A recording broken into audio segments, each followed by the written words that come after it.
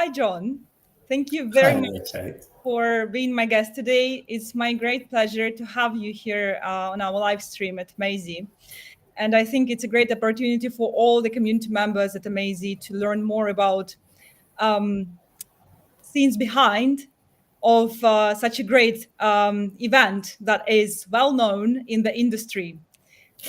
Well, it's lovely in return for me to find out more about the amazing community, and we as a global English language teaching community are always incredibly keen to listen to talk to every part of that teaching community. So, and that includes, of course, online platforms such as Amazing. Thank you very much. So we're going to have some probably comments or questions in our chat. Dear guests, dear listeners, please don't hesitate to ask us any questions. We will be happy to answer these. And now we're going to have a conversation about John's experience and secrets behind the success of IATEFL. What have I done? What have I agreed to now? No, sorry. Go ahead. Kate, looks like you've had a...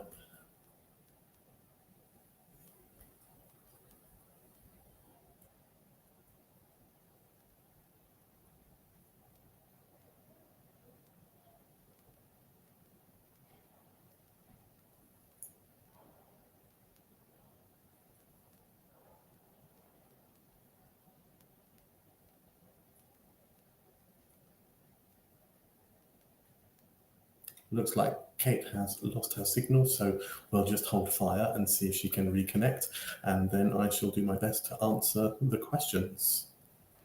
Hi, Kate. Okay, I'm back. You ran away. Yeah, sorry about that. Okay. So first thing I would like to ask you, which is really curious, how did you start your journey with the IATEFL, and how did your previous experience in teaching and in the industry helped you? How did it happen? The whole story of you getting married. Yeah. Okay. So I suppose it all connects to my previous career. So when I finished university, decided, as I think quite a lot of people do, to travel the world, and teaching English is a great way to do that. And I lived for quite a few years, first of all in Spain and then in France, and then came back to the United Kingdom, where I'm based now, and worked as a teacher and a manager and materials writer and so on.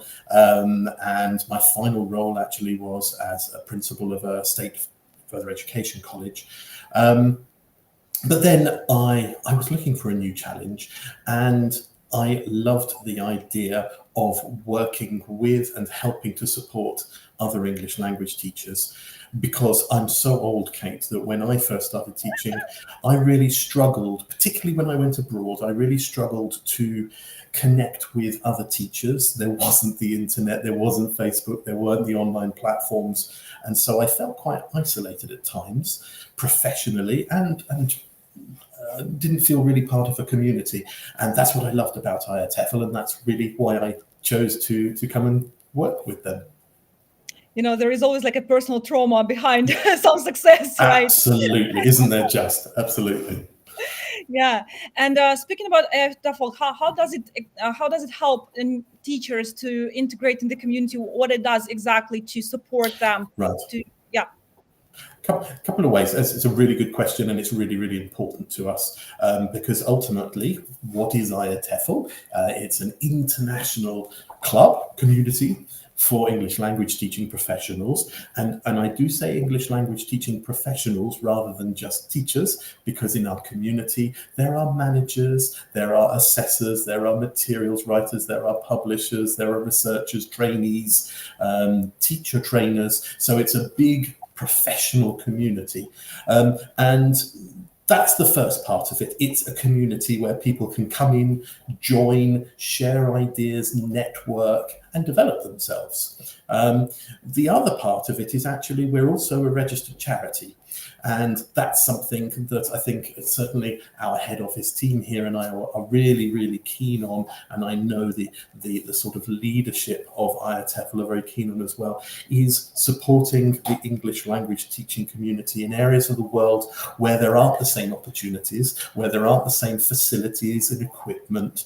And so our charitable aims are equally important to us, to bring people together from the profession. And IATEFL is lucky enough to have members in well over 100 countries. And that's really, really important to us. We're not a United Kingdom-based organisation. We have our office here, but that's where it stops. The directors of the charity and of the Teaching Association come from all over the world. And how do you support teachers and community members during the year? Because the event happens once a year, and I suppose it doesn't end there, right? It certainly doesn't. No. Believe it or not, I looked up quite recently, and last year we ran over 120 events through the year. Now, some of those are local events in different areas of the world, maybe weekend teaching events, little conferences, and so on. And then, of course, increasingly a lot of online web conferences, web carnivals, webinars on a whole range of topics within English language teaching. And the vast majority of those are open to members and to non-members, to anybody really to join. So that keeps us busy through the year. But also, I always like to say, no two teachers or no two English language teaching professionals are the same. We're all different. And IATEFL is lucky enough to have 16 different special interest groups focusing in on different areas of the profession. So you can really sort of be part of the global English language teaching community and a much smaller community focused in on the areas that you are particularly interested in. Whatever the kind of teacher you are, whether you're teaching young learners, whether you're teaching business English in companies, whether you're focusing on preparing students for exams or using technology in the classroom, this area is sort of really important to us, so you can make your membership of IATEFL very specific to your needs and to your professional background, as it were. So yeah, that keeps us going. Each of those has events as well. Each of those special interest groups. We have publications. We have a member magazine every 2 months. But yes, you're right. Obviously, we're very well known for the annual international conference, which brings together, recently, we were in Edinburgh in April with just under 3,000 English language teaching professionals from 115 countries, which was absolutely amazing. It's incredible because during that period of time, once I opened my LinkedIn, I always saw someone attending your event, like, in my feed. I'm like, oh my God, everybody's going there. The one thing I'm going to disagree with you on is when you say your event. And I think this is really important to the success of the IATEFL conference. It's the delegates event. We set it up and then they arrive and they lead the conversation, the delegates and the speakers, over 4 days with nearly over 600 academic sessions over those 4 days. They are really taking their careers and they're taking our profession forward. So from my perspective, it's so interesting to see the outcome of that conference each year and what directions those delegates are taking our profession in. And that's so exciting. It makes it really dynamic. Amazing. Yeah, that's what I was going to ask that. So during several years, for example, let's say COVID times and now AI era, what has changed? I mean, like, we obviously can observe lots of changes, right, in technologies and education and approaches and how people change their mindset. But what have you noticed, like, in the past 3 years? What has happened? What are trends? That's a really, and it's something I always have a little notebook to the side of me. We try and track these trends. For me, I think at the moment, and many people will disagree or have other priorities, and they're quite right to have that. But the 3 things I've got my eye on, you've mentioned the first one, obviously, and that's technology. And that is influencing learning and teaching, I think. So it's influencing our learners, and it's influencing ourselves as teachers as well, in challenging ways and in great ways as well. People will have heard of, blended learning and hybrid learning. That's a reality. It certainly was during COVID, but it's still a reality now. And I don't think we're going back from that. Using platforms as well, learning management systems, having technology to support our learning and teaching as tools, I think is something which is, and of course, AI has a big influence on that as well, because it just makes those tools faster and more effective. So yes, there are challenges, but there are huge opportunities, and it's happening. We can't change it, so it's exciting at the same time.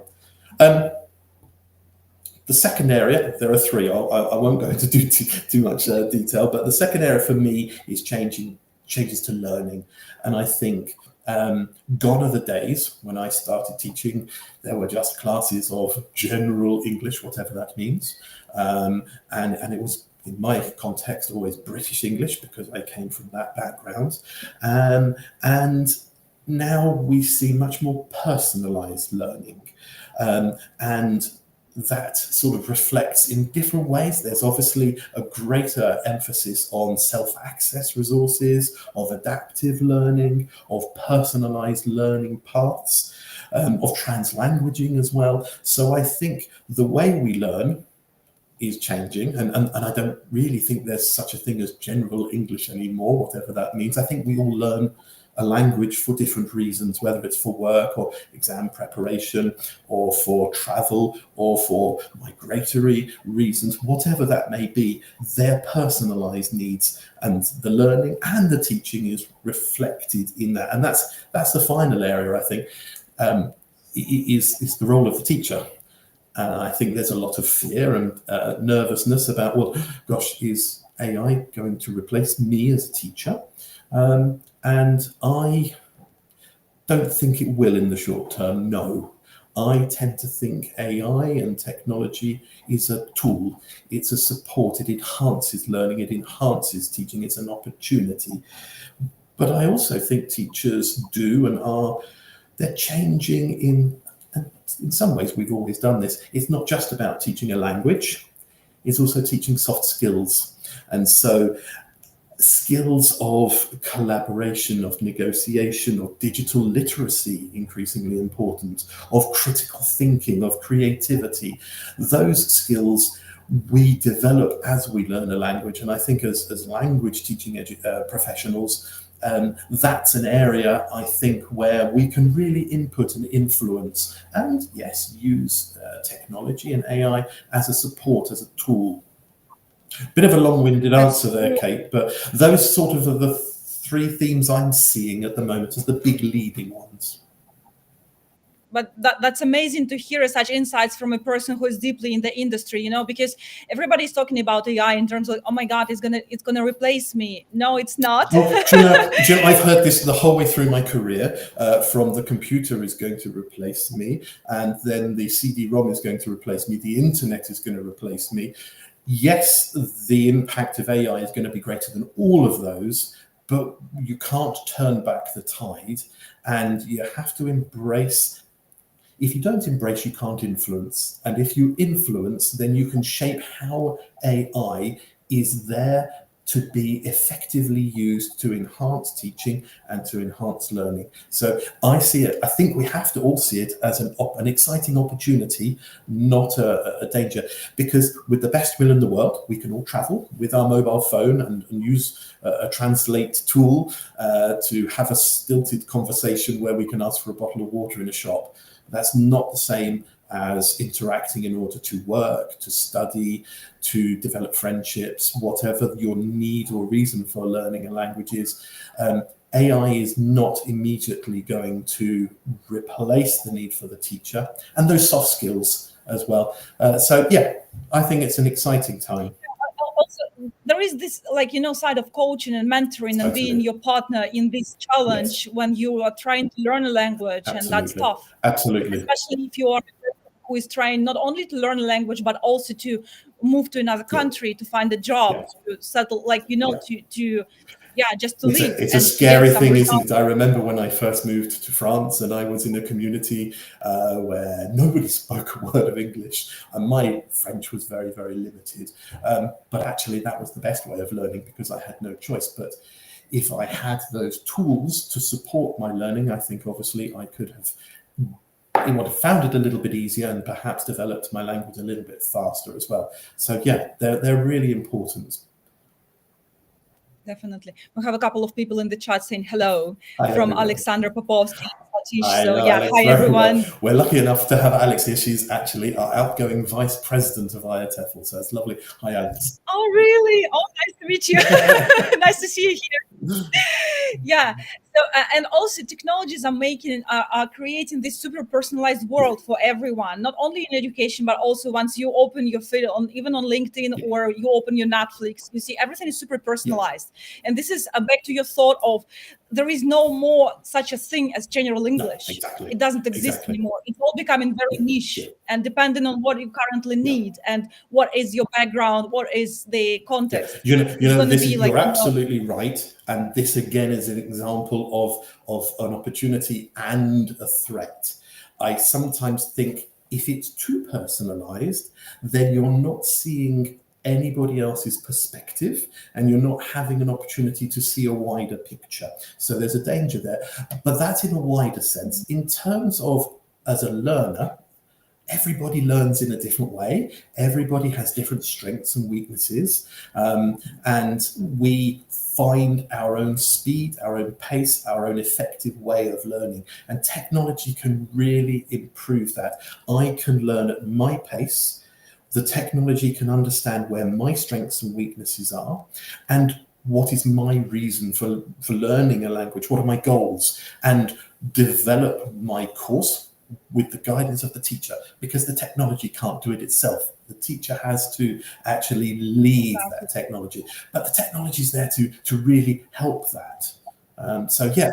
And to make it quicker, because I remember how much time it used to take us to personalize something, and now it's like you're absolutely right. Yeah, absolutely. And you know, I think we can all think of examples of when we were learning a language at school and we were learning some vocabulary which we simply were never ever going to use. And we were just not interested in that, you know. I have no interest to talk about, I don't know, like something I wasn't, no motivation. And also, you know, if you only have one teaching method or teaching material, then it can't possibly reflect all of the learners, their priorities, and you know, that's really that's another change in our sector, of course, which is incredibly important and necessary, is making our sector truly reflective of all the people and peoples there are in the world, and genders and ages and nationalities and religions. It should be and is far more inclusive. We're not at the end of that journey either, but I think technology can be used in that way, for that route as well. Exactly. Yeah. Wow. I love this conversation. This is so deep. Oh God, it's a bit deep for a Friday morning. Sorry about that, everybody. Yeah, but I love it. Yeah, thank you for sharing. So what I will also wanted to ask you a bit more about the conference itself, the big event, the huge event. I suppose it's really stressful. I can't even imagine. I used to have hair. It's like it's not our event, it's delegates event, but still I can only imagine how much stress you need to, like, you know, battle when you organize the event, when the event starts. Could you tell me what helps you to, like, you know, to get rid of stress, to stay sane during the event? Okay. The first thing I'm going to underline is I work with an amazing team of people here, and they do all the hard work, and I sit in the background. No, it's an amazing team effort, and I don't just mean our we've got a very small head office team here for this kind of size of event, but also there's such an important job role done by the volunteers in our association. There's a conference committee, there are committees for each of the special interest groups, and because they are influencing the conference, it means it's totally relevant because they are all working in our profession themselves. So they know what are the issues and they know what are the sort of factors.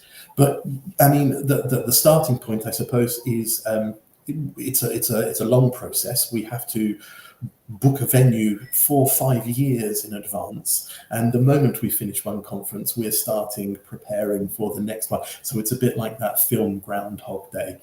But how do I keep sane? I think the first, in a sense, as long as I get to the end of day one, I'm fine, because from my perspective, if everybody is involved, they've got a delegate badge and a program, then they take over running the conference. It's their conference. So my stress is right up until day one. But once that's happened, then there's an element of stepping back and the conference takes on a life of its own. Nice. Yeah.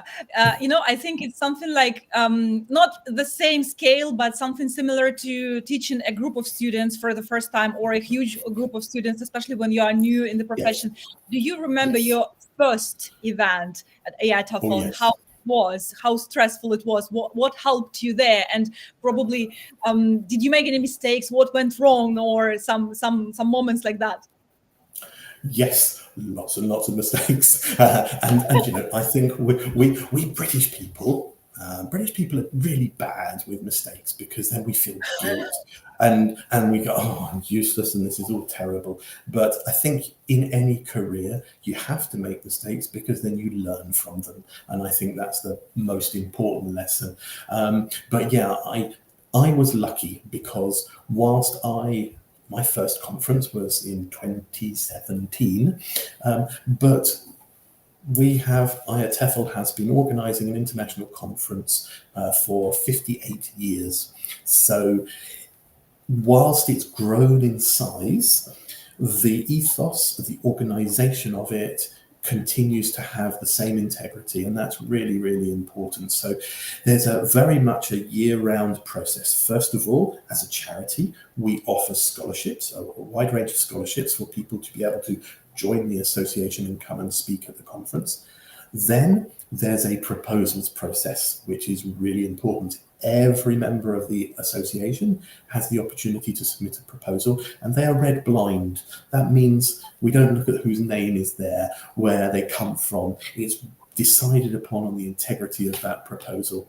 And then we split them up, because over 4 days, we have 20 parallel sessions every 45 minutes. So there's a lot of sessions, and that's really nice, because as a delegate, you can really look at the program in advance and chart your way through the conference, depending on what's interesting to you. And you can really pick and choose the sessions very specifically, rather than just going to a general sort of teaching conference where some things are relevant and some less relevant. So it's really a sort of very sort of staged process through the year. And then there's lots of working with the venue. And one of the increasingly important aspects for me, and a priority, is making sure that the event is as sustainable as possible in every way. And so we look at sustainability in every aspect of decision making of every part of the conference. And that's really, and we actually share that with the wider public, so that other conferences can say, oh, that's a good idea, why don't we do that? But equally, we know we haven't got it all right. So that's what I'm always looking at, other conferences, and getting ideas from other people. That's how we learn, isn't it? Nobody has the perfect answer, but I think we've made huge strides. We've been working on sustainability of our conference for 7, 8 years now. And every year we become more sustainable. I'm really proud of that.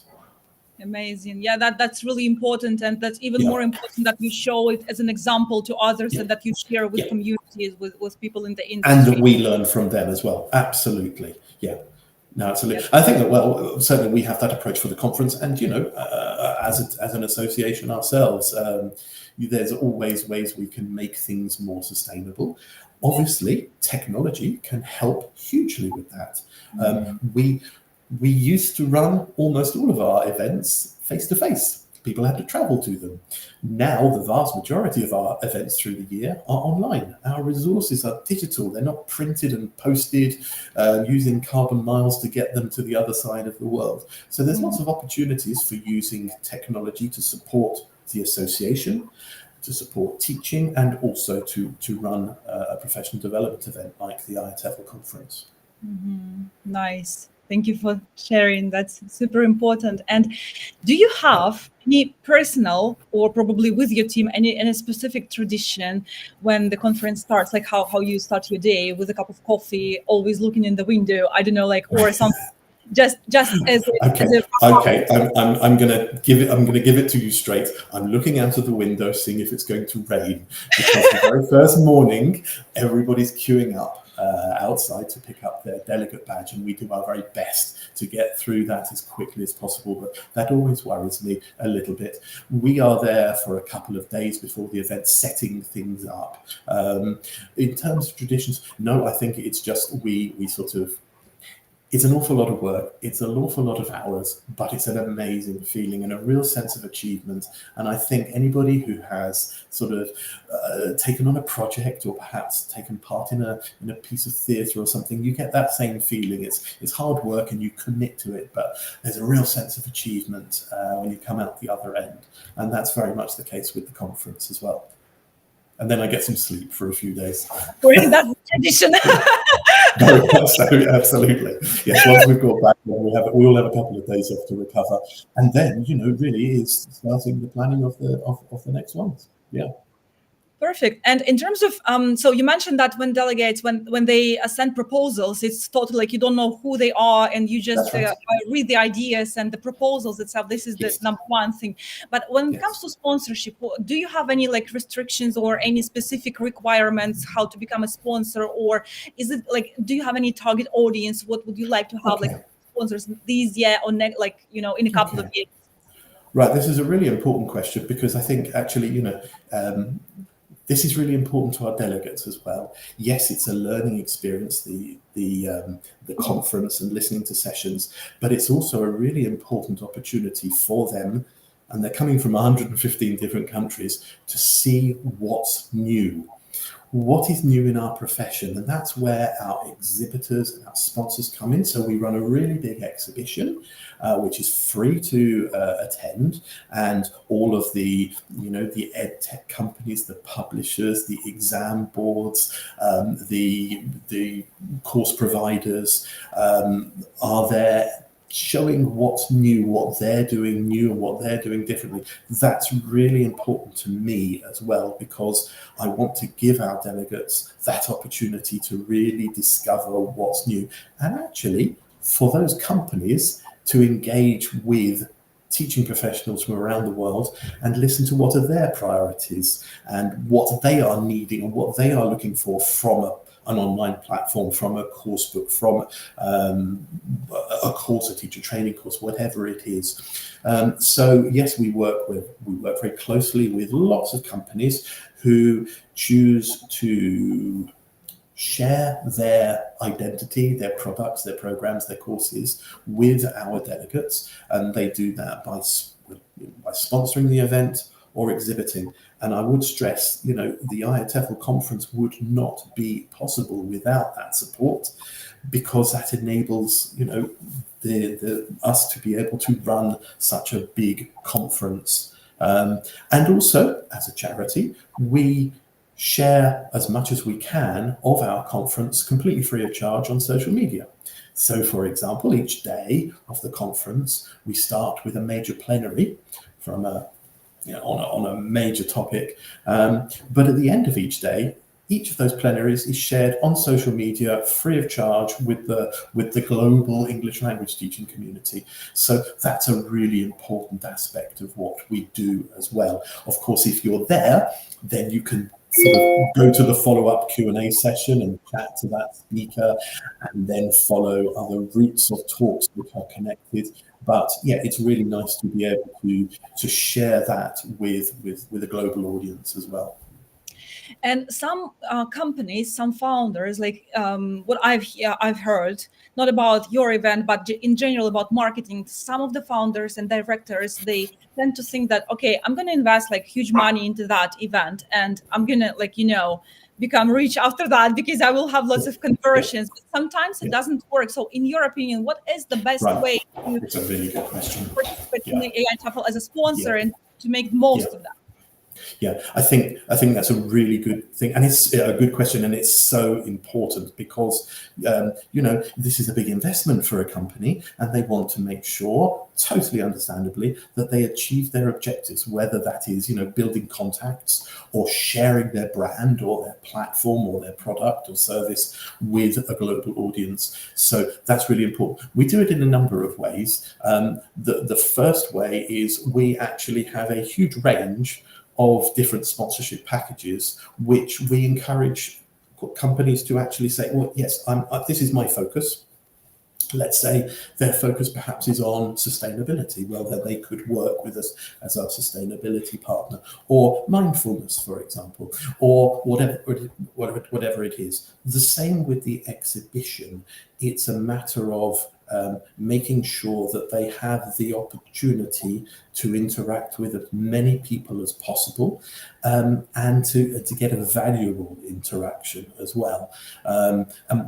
There's a whole range of ways we do that, and of course we always offer our delegates free tea and free coffee, but that's in the exhibition. They've got to go down and see, discover. But generally, people want to, when you go to a conference, you want to see what's new.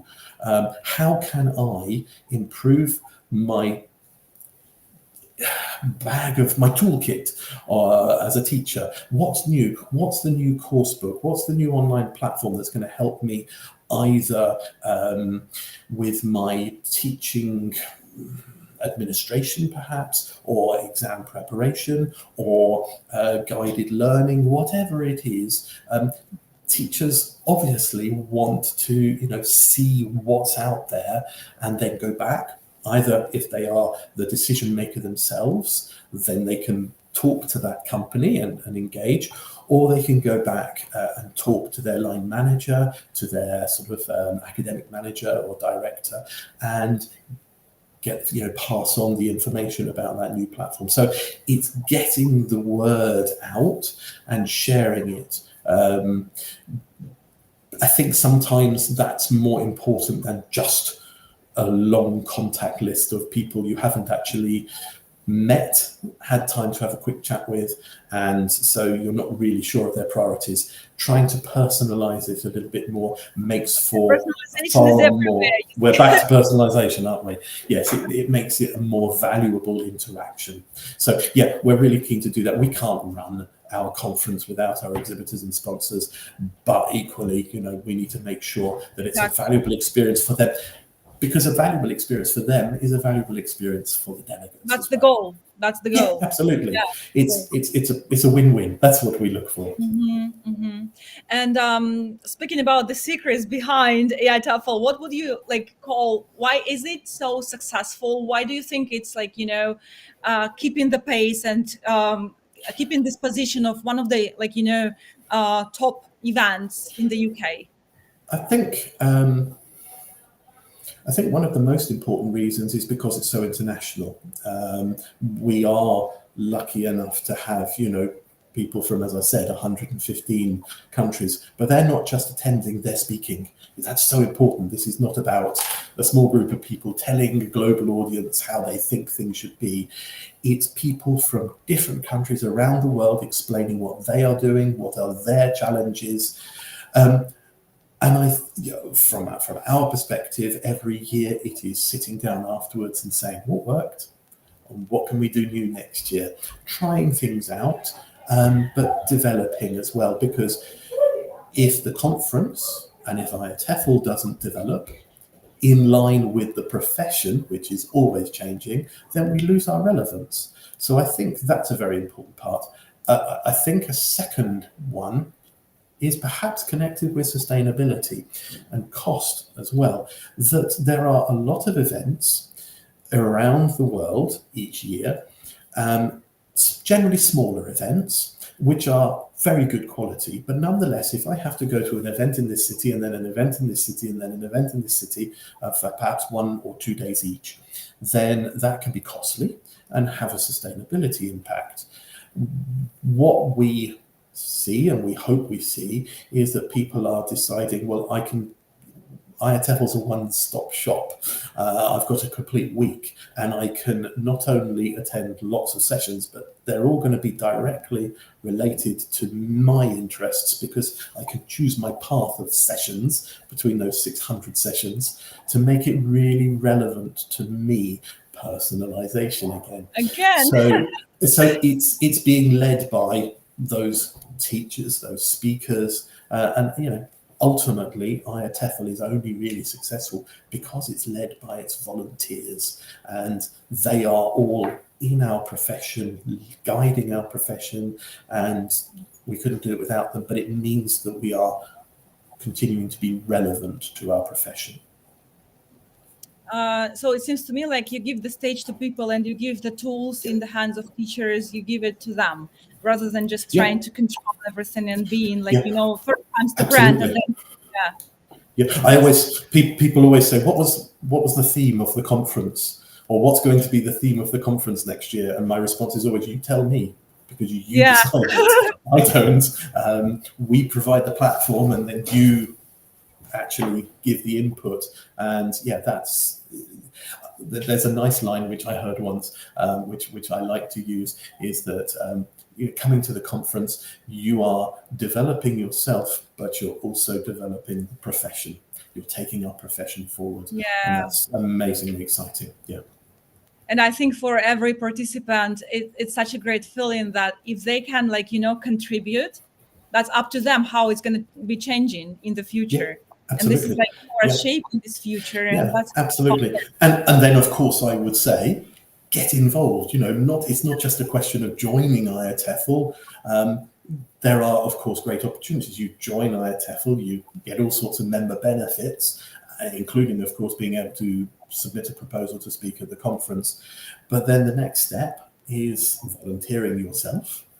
Because volunteering in a professional association gives you huge opportunities for personal development, for building contacts and connections, and then ultimately influencing the direction of our profession, making a real impact, getting your name known personally, but also getting your priorities out there so that people are listening to them and reflecting upon them. So it's an opportunity, it's a stage as well, IATEFL, year-round, in terms of participating in one of our special interest groups, or participating or running one of our sort of online events, submitting an article for our publication. But then at the conference, actually giving your research, giving your ideas, giving your problems, and asking people how they are sort of reacting and how finding resolution to those problems themselves. And so, it sort of then comes back to where I first started, Kate, where I was sitting there on my own in a little classroom in the middle of Spain, lost, not really knowing how to resolve challenges and deal with situations. And so actually, being part of a global community gives teachers the opportunity to connect, to feel part of something greater, something bigger. And that's why I keep talking about a community rather than a teaching association, because that's really what we are. We're a community, and people should feel comfortable, included, listened to in that community, but then also point that community in the direction they want the profession to go in. Yeah, I think that's the sign of a true community, right? Where you are heard, and you can contribute, and you are appreciated. So and respect is the other one. That we're a global community, so we don't make any judgments about anybody. We're all together, we're all the same, we're all English teaching professionals, we all have the same professional focus, and so respecting each other, listening to each other, learning from each other, hey, that's a good thing, isn't it? Amazing. Yeah, this is so inspiring. And so let's imagine a young person comes up to you and asks you how to start my own community, what would you advise? Wow. Okay. How to start their own community? Do you know, I think that's a really interesting question. It happens to us actually on a national stage as well. So we'll have somebody saying, okay, I'm part of IATEFL, you're a global community, but there's actually no teaching community in my region or my country. And so we have what we call IATEFL associate teaching associations in lots of countries around the world. So the Teaching Association of Brazil, the Teaching Association of France, for example, the Teaching Association of lots of different countries. And IATEFL also brings them together and helps them to share ideas, share challenges, share best practice. So we see that quite a lot, and we have quite a lot of resources, and it's something we're very proud of helping that individual start their own teaching association or membership group, whatever it is, and then helping them to grow, and then bringing them into the IATEFL family as well. I think the bits about if you're going to build a community yourself, I think the important things are, number one, make it relevant. Make sure that you're offering what people are looking for. Make it worthwhile so that people have the opportunity to do things, to experience, to learn, to share, and make it fun. I think that's so important as well. Everything's so serious these days, Kate. I think actually a bit of positivity, a bit of fun. English language teaching is an amazing profession. We are bringing the world together. We're helping people communicate, and surely that's a very, very noble aim. And so, yeah, we should be really proud of what we're doing, what our profession represents, and you know, I think enjoy that, be proud of it, and bring that into the community. Then, you know, people are going or participating because it's fun. That's nice. For just feeling like, you know, because they want to feel more optimistic, because they want to feel like, you know, just listened to, included, respected. Yeah, absolutely. But if everything's very dry and serious, then I struggle to concentrate sometimes. I think you need a bit of positivity. Exactly, because also emotionally it's not very comfortable, you know, when you feel this pressure and like you have to do something, you do not feel happy, you do not feel relaxed, you are not able to perceive the information because all your system is blocked by stress. Absolutely, yeah. And I certainly would say, you know, speaking at our conferences, if you're doing it for the first time, that's quite a stressful thing. Actually, we actually have a program of mentoring. So if a speaker is speaking for the first time, then we offer them the opportunity to connect with an experienced speaker where they can sort of get advice and practice and learn. And that's fantastic to see, where you see a first-time speaker and you'll see the person who has supported them in the front row. And also, I think size is important. You know, our sessions can range from 300, 400, 500 people listening to an academic session. Of course, a plenary it's thousands, but an academic session might have a few hundred. It might just have 20 or 30 people. But that actually doesn't really matter, because you can be influencing those 20 or 30 people. Those 20 or 30 people are really interested in what you have to say because they've chosen your session from all of the others. So yeah, it's a great opportunity. Of course, you know, it's for professional and personal development. It's a wonderful thing to say you have spoken at the IATEFL conference, but yeah, it can be scary. So having some support is there. It's nice too. Nice. Yeah, I totally agree with that. And this is a very nice approach. It's a very human approach, you know? Yeah. I think that's it. Yeah, absolutely. It's back to this. You use the word human, I use the word community. That's right.